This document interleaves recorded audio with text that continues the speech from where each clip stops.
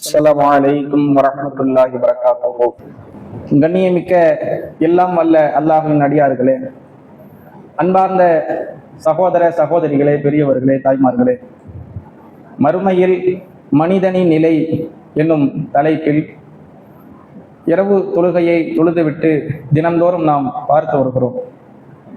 அதில் நேற்றைய தினம் கொடுமை நிறைந்த அந்த மறுமை நாளில் நம்மை தற்காத்துக் கொள்வதற்காக அல்லாஹ்வின் அரியணைக்கு கீழ் ஒரு சில சாரார்களுக்கு அல்லாஹ் இடம் தருவதாக நாம் பார்த்தோம். இதுல எல்லாத்தையுமே எல்லாரும் அடைஞ்சிட முடியாது. இப்போ ஒரு முதியவர் சின்ன வயசுல இருந்தே நான் இளமை இறை வழிபாட்டில் கழிக்கலையே, எனக்கு இப்பதான் இஸ்லாத்தை பற்றி ஒரு புரிதல் இருக்கு, இப்ப நான் என்ன செய்யறேன்னா ஒன்றும் செய்ய முடியாது, திரும்பி என்ன இளமை வரவா போகுது. அப்ப அப்படியான ஆட்கள் அது மாதிரியான ஒரு வாய்ப்பை பெற முடியாது. அப்ப அவங்களுக்குன்னு உள்ள தகுதி இருக்குமா இல்லையா? தர்மத்தை மறைவாக செய்யறது, அந்த கேட்டகரியை பிடிச்சிக்கிடலாம். அதே போல பெண்களும் சரி அப்படிதான், தர்மத்தை மறைவாக செய்யும் போது அந்த பகுதியினரை நாம் இடம் பிடிச்சிடலாம். அல்லது கடன் தள்ளுபடி அவகாசம், அதுக்கு அந்த ஒரு வாய்ப்பு நமக்கு கிடைச்சிடும். இது பள்ளியோட தொடர்பு. இப்ப இது மாதிரி உள்ளது எல்லாரும் பெற்றுக்கொள்ளலாம். இதெல்லாம் ரொம்ப சிரமமானது இல்லை இல்ல. இப்போ ஒரு பெண்மணி நம்ம தீமைக்கு அழைக்கும் போது நான் வேணாம் அப்படின்னு சொல்ற வரைக்கும் வெயிட் பண்ணிக்கிட்டு இருக்க முடியாது. இதுக்குன்னே என்னை ஒரு பெண்மணி தவறுக்கு அழைக்கணும்னா வெயிட் பண்ண முடியும்.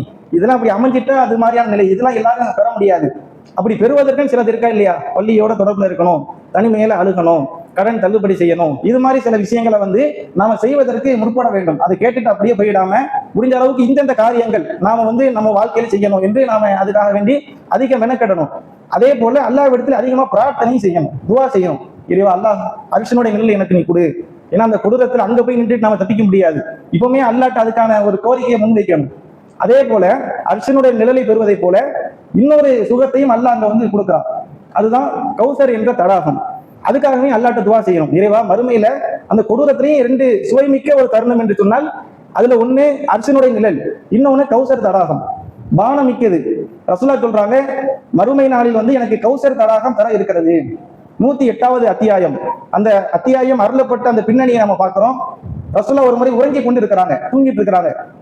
திடீர்னு அவங்க மகிழ்ச்சியோட சந்தோஷத்தோட சிரித்து கொண்டு எந்திரிக்கிறாங்க. சஹாபாக்கள் கேட்கிறாங்க, அல்லாஹ்வுடைய தூதரே என்னாச்சு?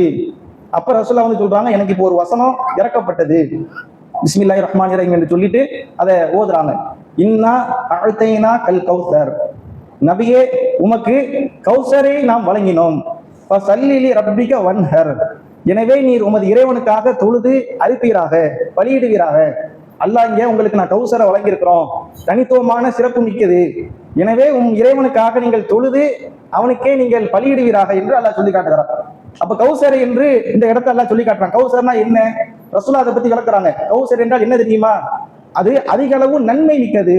அதுல அதிக அளவுக்கு நன்மை அல்லாஹ் வைத்திருக்கான். இன்னும் வேற வேற செய்திகளை ரசூலுல்லாஹ் சொல்றாங்க. சொர்க்கத்துக்கு ரசூலுல்லாஹ் என்ன செய்யறாங்கன்னா, மெஹராஜ் பயணத்துல அழைத்து செல்லப்படுறாங்க. விண்ணுலக பயணத்துல போகும்போது அங்க சில ஆறுகளை பார்க்கிறாங்க. அதுல ஒண்ணு கௌசர். இதை பார்த்துட்டு இது என்ன அப்படின்னு கேட்கும்போது, இது சொர்க்கத்தின் நதி, சொர்க்கத்துல உள்ள ஒரு நதி. அது இதை அல்லாஹ் என்ன செய்யறான்னா மஹ்ஷர்ல ரசூலுல்லாஹ்வுக்கு கொடுக்குறான். ரசூலுல்லாஹ் தான் அதுக்கு பொறுப்பாளர். அவங்க தான் அதை என்ன செய்வாங்கன்னா பராமரிச்சு அங்க நல்ல மக்களுக்கு பானத்தை நீரை கொடுப்பாங்க. இதை ரசூலுல்லாஹ் சொல்லி காட்டுறாங்க, இது மறுமை நாள்ல எனக்கு வழங்கப்பட்டிருக்கு, இது தனி சிறப்பு. மற்றவங்களுக்கு எல்லாம் இந்த சிறப்பு கொடுக்காம ரசூலுல்லாஹ்வுக்கு என்ன செய்யறாங்கன்னா இங்க இந்த சிறப்பை கொடுக்குறான். இந்த கௌசரை பற்றி ரசூலுல்லாஹ் நிறைய வர்ணனைகள் சொல்றாங்க. தாகமா இருக்கும்போது எல்லாரும் போய் குடிச்சிட முடியாது இல்ல. பொதுவா நாம பசி பட்டினி இதனுடைய கஷ்டம் தெரியாம வளர்றோம். நம்ம காலத்துல உள்ள நம்ம இடத்துல உள்ள மக்களை சொல்றோம். சில இடங்களுக்கு பசியினுடைய பட்டினியினுடைய வலிகள் கஷ்டங்கள் தெரியும். பாலஸ்தீனத்து மக்கள் அவங்களுடைய அந்த பாதிப்புகளை எடுத்து பார்க்கும்போது ஒவ்வொரு சின்ன பிள்ளைகளும் ஒரு ஒரு சட்டியில உள்ள ஒரு கை சாப்பாட்டை வாங்கறதுக்காக வேண்டி படாத பாடு. அப்ப அவங்களுக்கெல்லாம் அந்த கஷ்டம் எல்லாம் தெரியும். நமக்கு இந்த கஷ்டம் பெரிய அளவுக்கு தெரியல. இந்த நோன்பு காலமா இருக்கும்போது கொஞ்சம் தெரியலாம், தாகமா இருக்கும், பசியா இருக்கும், கொஞ்சம் உணர்றதுக்கான வாய்ப்பு இருக்கு. மறுமையை நீங்க நினைச்சு பார்க்கணும். தலைக்கு அருகாமையில் சூரியன் நிறுத்தப்படும் போது வெயிலினுடைய உஷ்ணத்தினால தாகம் எடுக்கும், கடுமையான தாகம். இப்பவுமே வெயில்ல போயிட்டு வந்துட்டோம்னா ஒரு குளிர்பானத்தை குடிக்கணும், அப்பதான் மனசு அப்படியே ரிலாக்ஸ் ஆகும், ஆசுவாசம் அடையும். இல்லைன்னா மனசு என்ன செய்யறது? சில பள்ளிகள்ல நோன்பு திறக்கும் போது இது பஞ்சாயத்து, என்ன ஜூஸ்ல கொஞ்சம் ஐஸ் போட்டா என்ன, நீங்க ஏற்கனவே சூடிங்க வெந்துட்டு இருக்கு, இதுல மொட்டை மாடியில வேற வச்சிருக்கியா, ஐஸ் போடுறதுல என்ன? சில பேர் எங்க எதுக்குங்க ஐஸ் போடுறீங்க, இப்படி இதுல என்ன செய்யும் பிரச்சனைகள் போகும். சில பேர் அதை விரும்புவாங்க, ஏன்னா இருக்கிற பிரச்சனை இல்ல கொஞ்சம் குளிர்ச்சியை பிடிப்போமே அப்படின்னு. அப்ப இதெல்லாம் மனிதர்கள் விரும்புறாங்க. ஆனா இது இந்த உலகத்துல நமக்கு வரக்கூடிய சின்ன அளவுக்கு பாதிப்பினுடைய வெளிப்பாடு. இப்ப மறுமையில வந்து பெரிய அளவுக்கு பாதிப்பு, பெரிய அளவுக்கு அல்ல பாதிப்பு ஏற்படுத்தும் போது எங்கேயாவது நாம தாகம் தீர்க்க முடியாதா? கொஞ்சம் நமக்கு கௌசர் கிடைச்சிடாதனால ஒவ்வொருவரும் என்ன செய்வாங்கன்னா அலைஞ்சு கொண்டு இருப்பாங்க. அப்ப அந்த நேரத்துல அல்லாஹ் சிலருக்கு மட்டும்தான் அங்க அனுமதி கொடுக்குறான். ரசூலுல்லாஹ் சொல்றாங்க, அங்க வந்து இது தொடர்பாக நிறைய செய்திகள் இடம்பெறுது. அதாவது ரசூலுல்லாஹ் முதலாக சஹாபாக்கள்ட்ட சொல்றாங்க, உங்களுக்கு முன்பாகவே நான் கௌசருக்கு போயிடுவேன். ஏன்னா ரசூலுல்லாஹ் ஃபர்ஸ்ட் எழுப்பப்படுறாங்க. அவங்க ஃபர்ஸ்ட் எழுப்பப்பட்டு முதலாக கௌசருக்கு போய் நிப்பாங்களா, ஏன்னா வரவங்களுக்கு எல்லாம் தண்ணி கொடுக்கணும். இப்ப இந்த நேரத்துல ரசூலுல்லாஹ் இன்னொரு சந்தர்ப்பத்துல சொல்லும் போது அன்சாரிகளை குறித்து சொல்றாங்க. அன்சாரிகள்னா யாரு தெரியுமா? அன்சாரிகள்னா யாரு? மதீனாவாசிகள், மக்கால இருந்து வந்தவங்களுக்கு உதவி செஞ்சவங்க. இவங்களுக்கு ரசூலுல்லாஹ் ஒரு விஷயத்தை சொல்றாங்க, உங்களுக்கு உலகத்தில் அதிகமாக பாதிப்பு எனக்கு பிறகு ஏற்படுத்தப்படும், நீங்க புறக்கணிக்கப்படுவீங்க, அனைத்திலும் உங்களை விட மற்றவங்களுக்கு முன்னுரிமை கொடுக்கப்படும். அப்ப நீங்க என்ன செய்யுங்கன்னா பொறுமையாக இருங்க. எது வரைக்கும் பொறுமை தெரியுமா? கௌசர் தடாகத்துல என்னையும் அல்லாஹ்வையும் நீங்க பார்க்கிற வரைக்கும் பொறுமையா இருங்க அப்படின்னு சொல்றாங்க. அப்ப அங்கதான் அவங்களுக்கு கௌரவம் கொடுக்கப்படும். அந்த மாதிரிதான் அவங்க வாழ்க்கை இருந்துச்சு. அன்சாரிகளுக்கெல்லாம் ஆட்சி எல்லாம் கொடுக்கப்படல. நீங்க வரிசையா ஆட்சியாளர்களை பாத்தீங்கன்னா எல்லாம் முஹாஜிர்களா தான் இருந்தாங்க. அபூபக்கர் ரலியல்லாஹு அன்ஹு, உமர் ரலியல்லாஹு அன்ஹு, உஸ்மான் ரலியல்லாஹு அன்ஹு என்று சொல்லி ஆட்சியாளர்கள் ஃபுல்லா யாரு? மக்கால இருந்து வந்தவங்க. ஆனா அந்த ஊர் என்னது? மதீனா.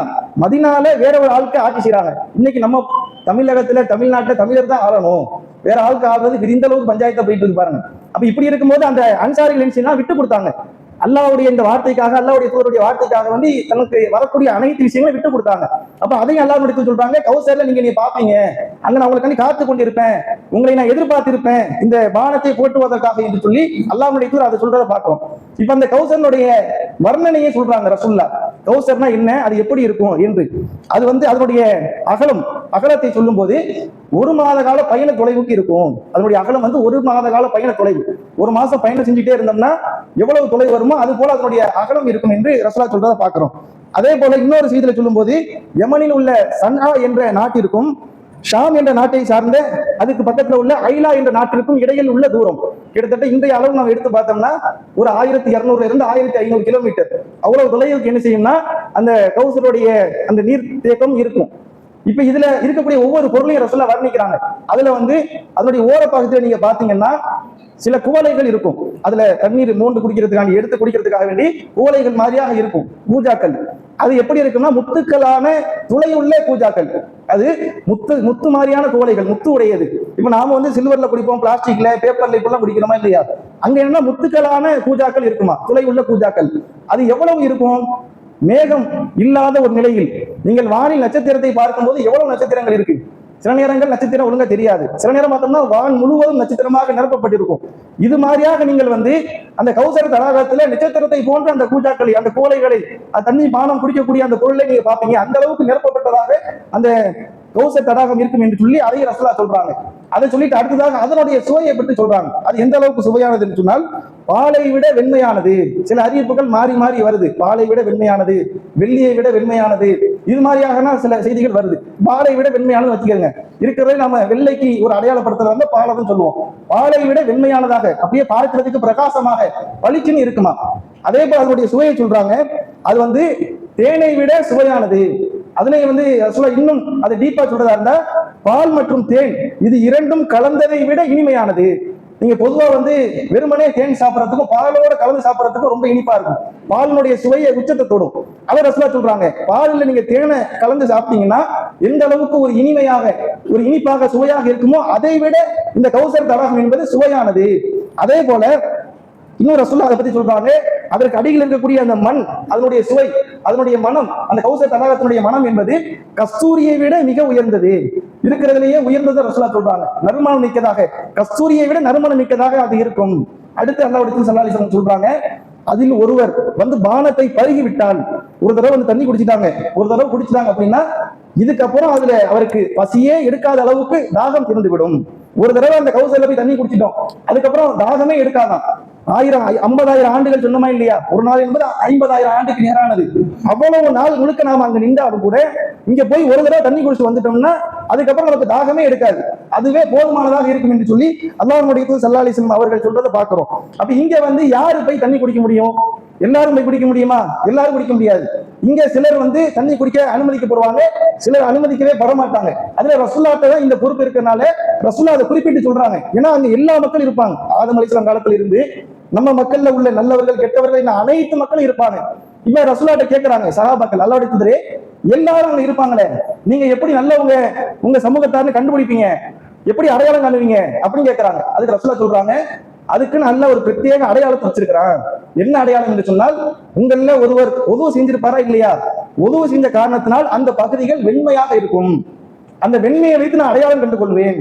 பஞ்ச கல்லையான்னு சொல்லுவாங்க. அது ஒரு மாடு இருக்குன்னா, ஒரு கருப்பு மாடுன்னு வச்சுக்கிறேங்க, அதுக்கு இன்னும் 4 காலும் வெள்ளையா இருக்கும், மூஞ்சி மட்டும் வெள்ளையா இருக்கும். இப்ப அந்த மாடு எல்லா மாடுகளும் தனித்துவமா தெரியும்.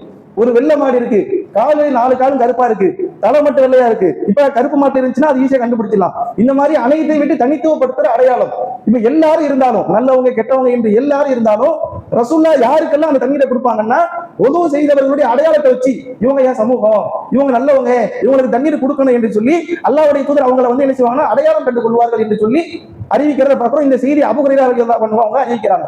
இந்த செய்தி அறிவிக்கும் போது அவங்க ஒரு செய்தி என்ன செய்யறாங்க, கூடுதலா சொல்றாங்க. நிறைய மக்கள் அதை வந்து தவறா புரிஞ்சு கொண்டே இருக்கிறத பாக்குறோம். உழவு செய்யும் போது இந்த செய்தியை வந்து நடைமுறையும் படுத்துவாங்க. இப்ப இந்த செய்தி ரசூலுல்லாஹ் சொல்லிட்டாங்களா, இதை சொல்லும் போது அபூ ஹுரைரா ரலியல்லாஹு அன்ஹு அவங்க மக்களுக்கு இதை விளக்குறாங்க. விளக்கும் போது, எனவே உங்களில் யார் தன் வெண்மையை அதிகப்படுத்த விரும்புகிறாரோ அவர் வந்து உதுவை அதிகப்படுத்திக் கொள்ளட்டும் அப்படின்னு என்ன செய்வாங்கன்னா அவங்க சொல்லுவாங்க. இந்த செய்தி வந்து முதரஜின்னு சொல்லுவாங்க. முதரஜினா இடை சொருகல். இப்ப நான் பயான் பண்ணும்போது ஒரு ஹதீஸை சொல்லும் போது அதுல என் கருத்தையும் ஒரு விளக்கமா சொல்லுவானா இல்லையா, அது மாதிரி உள்ளது. அபூ ஹுரைரா ரலியல்லாஹு அன்ஹு அவங்க இந்த செய்தி அறிவிக்கும் போது ரசூலுல்லாஹ் சொன்னது என்னன்னா, அந்த உறுப்புகள் வெண்மையாக இருக்கும் என்று சொன்னாங்க. எனவே நீங்கள் அதை அதிகப்படுத்த விரும்பினால் உங்களுடைய ஒழுவை அதிகப்படுத்தணும்னு சொன்னாங்களா இல்லையா, இது அவங்களுடைய கருத்து. அதனாலதான் நீங்க நிறைய பேர் என்ன செய்வாங்க, ஒழுவு செய்யும் போது இதுவரை கழுவுனா போதும், அதை தாண்டி வரைக்கும் கழுவாங்க. மூஞ்சி பாத்தீங்கன்னா கழுத்தையும் சேர்த்து கழுவாங்க, காலு கழுவும் போது அதை சேர்த்து கழுவாங்க. ஏன்னா உங்களில் அதை அதிகப்படுத்திக் கொள்ளட்டும் என்று அந்த செய்தியில வந்திருக்கிறத பார்க்கிறோம். இது வந்து அது அபூ ஹுரைரா அவங்களுடைய தனிப்பட்ட கூற்று, இது ஹதீஸ் கிடையாது. நீங்க பொதுவாக ஒழுவு செஞ்சாலே அந்த வெண்மை ஏற்பட்டு வரும் என்பதுதான் சரியான கருத்து என்பதை அதிகமான அறிஞர்கள் சொல்லி இருக்கிறத பார்க்கிறோம். அறிஞர்களுடைய கூற்றில் இருந்து இது முதலீட்டு, இது சரியான செய்தி இல்ல, இது தவறான கூற்று, இது அவங்களுடைய சுய கூற்று என்பதை அழகான முறையில விளக்கி இருக்கிறத பார்க்கிறோம். அப்ப அதனால நம்ம என்ன செய்ய வேண்டியது இல்லை, உழவு செய்யறங்கிற பேர்ல வந்து நம்ம இதுவரை கழுவினாலே போதும், இங்க வரைக்கும் என்ன செய்ய வேண்டியது இல்லை, கழுவுறது இல்லை. சில பேர் அதை கழுவுறது சொல்லிட்டு பக்கத்து இருக்கிற ஆட்கள்லாம் மூஞ்சில தண்ணி அள்ளி ஊத்திட்டு கழுத்துல கழுவுறன்னு தேய்ச்சிக்கிட்டு இருப்பாங்க. இந்த மாதிரிலாம் என்ன செய்ய வேண்டியதில்லை, கழுத்தெல்லாம் கழுவ வேண்டியதில்லை. உழவு செய்யறதுக்கு மார்க்க நமக்கு எதை வழிகாட்டிருக்கோ அதை செய்தாலே நமக்கு அந்த வெண்மை கிடைத்து விடும். இப்ப இந்த உழவு செய்யறதுல வந்து 5 நேரம் தொழுகை இருக்கா இல்லையா, நம்ம பெரும்பாலும் இதுக்கு மட்டும் தான் உழவு செய்யறோம், 5 நேரம் தொழுகைக்கு. இது இல்லாம இன்னும் சில நேரங்களில் உழவு மாற்றம் கற்று தருது. அது ஏதாவது யாராவது சொல்லுங்க பார்ப்போம். தூங்கும்போது, தூங்குவதற்கு முன் உதவு செய்யறது, பெரும்பாலும் இந்த செய்தி நடைமுறையில இருக்கா என்பதை ஒவ்வொருவருக்கும் தான் தெரியும். ஏன்னா சில பேர் இந்த செய்தி நம்ம சொல்லும் போதே தூக்கம் வரும்போது மூஞ்சி கட்டினா தூக்கம் போயிடும், அவங்க ஹதீஸ அணுகிற முறையை பாருங்க. நீங்க உதவு செஞ்சுட்டு தூங்குங்க அப்படின்னா தூக்கம் வரும்போது மூஞ்சி கட்டினா தூக்கம் போயிடாதா, என்ன இது லாஜிக் பாக்குறாங்க. ஆனா உண்மையிலே உணவு செஞ்சுட்டு தூங்கினோம்னா அப்படியே ஃப்ரெஷ்ஷா புத்துணர்வா இருக்கும். சில பேர் சொல்லுவாங்க இல்லையா, குளிச்சுட்டு தூங்குங்க அப்படியே குதூகலமா இருக்கணும். இந்த மாதிரி நாம ஒரு சுறுசுறுப்பா இருக்கிறதுக்கு இது ஒரு வழி. ஆனா இதை என்ன செய்யறது, புறக்கணிச்சுட்டு அதெல்லாம் வந்து தூக்கம் பயிர் என்று சொல்றதை பாக்குறோம். அப்ப நாம வந்து தூங்கும் போதும் தொழுவைக்கு உதவு செய்யணும், அது இல்லாம தூங்கும் போதும் உதவு செய்யணும். அதே போல அல்லாஹ்வுடைய ஸல்லல்லாஹு அலைஹி வஸல்லம் அவங்க வந்து இன்னும் சில நேரங்களில் உணவு நமக்கு வழிகாட்டுறாங்க. ஒருவர் இல்லறத்தில் ஈடுபட்டு விட்டு தூங்குவதற்கோ அல்லது சாப்பிடுவதற்கோ நாடினால் அவங்க உதவு செய்யணும். ஏன்னா ரசூலுல்லாஹ் வந்து அவங்க இல்லறத்தில் ஈடுபட்டு விட்டு தூங்கும் போது உணவு செஞ்சுட்டு தூங்குவாங்க, சாப்பிட நினைச்சாங்கன்னா உணவு செஞ்சுட்டு சாப்பிடுவாங்க, அல்லது மீண்டும் இல்லறத்தில் ஈடுபட நினைச்சா உணவு செஞ்சுட்டு ஈடுபடுவாங்க என்று சொல்றதை பாக்குறோம். அப்ப இது மாதிரியாக நாம என்ன செய்யணும், உணவு செய்யணும். இது இல்லாம மார்க்கத்துல உணவு செய்யணும்னு சொல்லாத சில விஷயங்கள் இருக்கு. அதுக்கு என்னன்னா உணவு செய்யணும்னு சொல்லுவாங்க. நீங்க குர்ஆனை தொடும்போது உணவு செய்யணும், குர்ஆனை தூய்மை இல்லாம நீங்க தொடக்கூடாது என்று சொல்லுவாங்க. அது மார்க்கம் சொன்னது இல்லை. அது குர்ஆன்ல ஒரு வசனம் வரும், தூய்மையானவர்களை தவிர அதை யாரும் தொட முடியாது என்று சொல்லி வரும். அது வந்து லவ்குல் மஃபூல், அங்க உள்ள ஏற்ற ஷைத்தான்கள் நெருங்க முடியாது, மாணவர்கள் தான் அங்க இருந்து செய்தியை கொண்டு வந்து மக்களுக்கு கொடுக்குறாங்க, ஷைத்தான் போய் அதை நெருங்க முடியாது என்று சொல்லி தான் அல்லாஹ் சொல்றானே தவிர உணவு இல்லாதவங்க தொடக்கூடாது என்று சொல்லல. இன்னைக்கு இதை வச்சு நினைச்சுவாங்க, காபிர்கள் என்ன குர்ஆனை தொடக்கூடாது, காபிர்கள்ட்ட போய் குர்ஆனை கொடுத்தோம்னா கொடுக்க கூடாதுன்னு சொல்லிடுவாங்க. அப்படி மார்க்கம் சொல்லல. தாராளமா நம்ம என்ன செய்யலாம், குர்ஆனை உணவு இல்லாமல் தொடரலாம், மாதவிடாய் காலத்திலையும் தொடரலாம். அது மார்க்கம் நமக்கு தடை செய்யவில்லை. அது தொடர்பாக வரக்கூடிய அனைத்து செய்திகளும் பலவீனமான செய்திகள் தானே தவிர சரியான செய்தி இல்லை என்பதையும் இந்த விஷயத்துல வந்து நாம புரிஞ்சு கொள்ளணும். இப்ப இது மாதிரியான ஒரு தோட்டத்தில் உள்ளவங்களுக்கு ரசூலுல்லாஹ் அந்த தண்ணீரை கொடுப்பாங்க. இப்படி கொடுக்கப்படும் போது சிலர் குடிக்கிறதுக்காக வேண்டி வருவாங்களா. இதை ரசூலுல்லாஹ் எப்படி சொல்றாங்கன்னா, அவர்களை நான் அறிந்து கொள்வேன், என்னை அவர்கள் அறிந்து கொள்வார்கள், அவர்களை நான் அறிந்து கொள்வேன், என்னையும் அவங்க அறிந்து கொள்வாங்க அப்படின்னு சொல்றாங்க. இன்னும் அவங்க எந்த அளவுக்கு சொல்றாங்கன்னா அஸ்ஹாபி அஸ்ஹாபின் என்று சொல்லுவாங்களாம், என் தோழர்கள் என்று சொல்லுவாங்க. இன்னும் சில செய்திகள்ல வந்து இன்னமும் மின் உம்மத்தி, அவங்க என் கூட்டத்தார்கள், என்னுடைய சமூகத்தார்கள் என்று சொல்லி ரசூலா சொல்லுவாங்களாம். அப்ப அல்லாஹ் என்ன செய்வானா, இல்ல அப்படின்னு சிலர் தடுப்பானா. சிலர் தண்ணீர் குடிக்க வரும்போது, ஏன்னா அந்த பிரகாசம் இருந்தாலும் தண்ணீர் குடிக்க வரணும், அப்ப அந்த பிரகாசத்தை எல்லாம் பார்த்துதான் இவங்க வந்து என்ன செய்யறாங்க, ரசூலா என் கூட்டம் எல்லாம் அறிஞ்சுக்கிறாங்க. ஆனாலும் கூட அல்லாஹ்வுடைய தூதர் ஸல்லல்லாஹு அலைஹி வஸல்லம் சொல்லியும் மாணவர்கள் தடுப்பாங்களாம். சிலரை அல்லாஹ் வந்து குடிக்க கூடாது தடை விதிச்சிருவானா. ரசூலா அதுக்கு உதாரணம் சொல்லும் போது, இப்ப நம்முடைய ஒட்டகத்துல வேற ஒரு ஒட்டகம் வந்து நம்மோட உணவு சாப்பிடணும், எப்படி அதை பத்தி விடுவோம், இந்த மாதிரியா அந்த கூட்டத்தில் உள்ள சிலரை மாணவர்கள் பத்தி விடுவாங்க, விரட்டி விடுவார்கள் என்றெல்லாம் செய்தி பார்க்குது. அவங்க யாரு, ரசூலா அஸ்ஹாபி என் உம்மத்து என்று சொல்லும் போது அவங்களுக்கு பதில் சொல்லப்படும், மா துரீது, நீங்க அறிய மாட்டீங்க. எதை அறிய மாட்டீங்க, அபஅஸ பஅதக, உங்களுக்கு பின்னால் இவர்கள் புதிதாக உருவாக்கி விட்டார்கள், அது உங்களுக்கு தெரியாது. நீங்க வாழும்போது நல்லபடியா இருந்துக்கிறாங்க, நீங்க வாழும்போது உங்க தோழர்கள் தான், உங்க சமூகம் தான், ஆனா உங்களுக்கு பின்னாடி இவங்க சில விஷயங்களை புதிதாக உருவாக்கி விட்டார்கள் என்று சொல்றதை பார்க்கிறோம். இன்னும் சில செய்திகள்ல வந்து அவங்க இஸ்லாத்தை விட்டு மதம் மாறி போயிட்டாங்க, இப்படி போனவர்களுக்கு அங்க இடம் கிடையாது என்று சொல்லி தடுக்கிறத பார்க்கிறோம். அப்ப மார்க்கத்தில் ஒருவர் புதிதாக ஒன்றை உருவாக்கி விட்டார், மார்க்கத்தில் இல்லாததை அவர் செய்து விட்டார் என்று சொன்னால் அவர் வந்து இந்த ஹவுலுல் கௌசர்ல தண்ணி குடிக்க முடியாது. அல்லாஹ் என்ன செஞ்சிருவான், அதற்கு விட்டுருவான். இவங்க பிதஅத்வாதிகள், இவங்க பிதஅத்வாதிகளுக்கு இங்க இடம் கிடையாது, இவங்க மார்க்கத்தை விட்டு மதம் மாறி போனவங்க. அப்ப ரசூலா காலத்துல நல்லவங்களா இருந்தவங்க பிற்காலத்தை மாறி போயிருக்காங்கிறத பாக்குறோம். இது மாதிரி நிறைய பேர் பழைய கொள்கைக்கு மீண்டும் போயிட்டாங்க. அப்ப இப்படி உள்ளவங்க எல்லாம் அல்லாஹ் என்ன செஞ்சிருவான், தடுத்துருவான். அதே போல அல்லாஹ்வுக்கு இணை வைத்தவர்கள், குற்றவாளிகள், இவங்களும் அந்த இடத்துல அணுக முடியாது என்பதை இது போன்ற நபிமொழிகளிலிருந்து நாம் பார்க்க முடிகிறது. அப்ப இந்த ஹவுலுல் கௌசர் என்று சொல்லக்கூடிய தடாகத்தை, தண்ணீர் பருகக்கூடிய ஒரு வாய்ப்பை வல்ல இறைவன் நமக்கு வழங்க வேண்டும் என்று சொன்னால் புதியதாக உருவாக்கப்பட்ட அனைத்தையும் நாம் புறக்கணிக்க வேண்டும், அல்லாஹ்வுடைய தூதரை மட்டும் பின்பற்ற வேண்டும். அதே போல அதில் நாம் தண்ணீர் குடிப்பதற்கு அதிகமாக அல்லாஹ்விடத்தில் பிரார்த்தனை செய்ய வேண்டும். அந்த வாய்ப்பை வல்ல இறைவன் நமக்கு இன்ஷா அல்லாஹ் வழங்குவான். அதை நாம் புரிந்து நம் வாழ்வை செயல்படுத்துவோமாக. இன்ஷா அல்லாஹ் இனி வரக்கூடிய மற்ற நாட்களில் மற்ற செய்திகளை தொடர்ந்து அறிவோம் என்று கூறி இந்த உரையை முடித்துக் கொள்கிறேன். அஸ்ஸலாமு அலைக்கும் வரஹ்மத்துல்லாஹி வபரகாத்துஹு.